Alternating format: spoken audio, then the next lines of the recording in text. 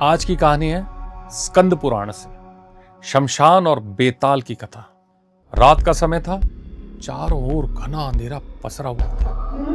दूर कहीं पे भेड़िए की वां वां की आवाजें सुनाई देती और हवा में एक अजीब सी गंध फैली हुई थी। यही वो स्थान है जिसे हम शमशान कहते हैं। स्कंद पुराण में शमशान का वर्णन सिर्फ राख और चिताओं से भरा मैदान नहीं, बल्कि एक ऐसी रहस्यमयी लोक के रूप में किया गया है। यहां देवता भी आते हैं, साधक भी और भूत पिशाच भी रहते हैं। कहा जाता है कि शमशान भूमि में वेताल विचरण करते हैं। वेताल यानी आत्माओं का स्वामी।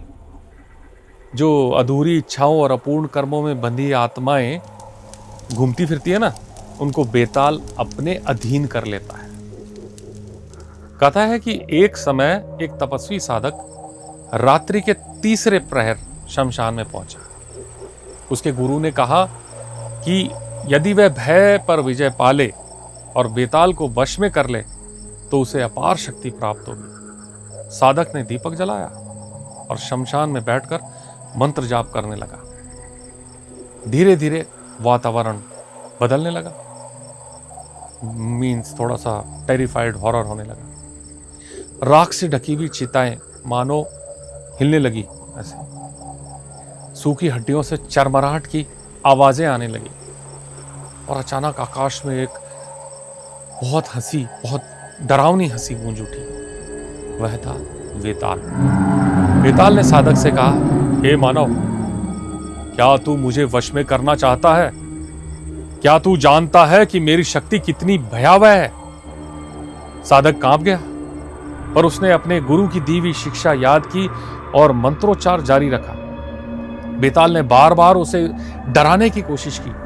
कभी शव पर बैठकर नाचता तो कभी चिताओं की ज्वाला भड़क उठती, कभी आकाश से खून बरसने लगता, लेकिन साधक अडिग रहा।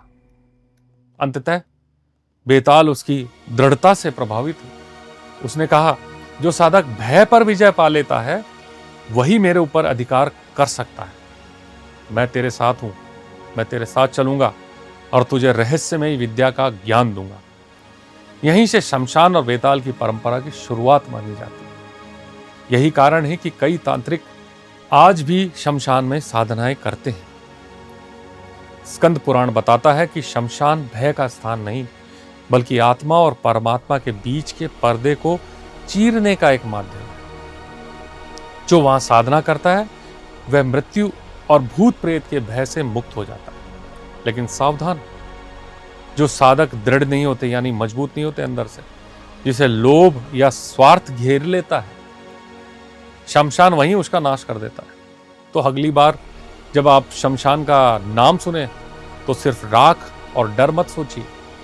यह वह स्थान है जहां जीवन और मृत्यु की असली गाथा लिखी जाती है, लाइफ आफ्टर डेथ, और जहां बेताल आज भी रात की निस्तब्धता में भटकते रहते हैं। यह था स्कंद पुराण का रहस्य, शमशान और बेताल की कथा।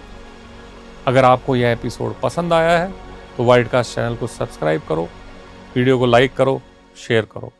Thank you.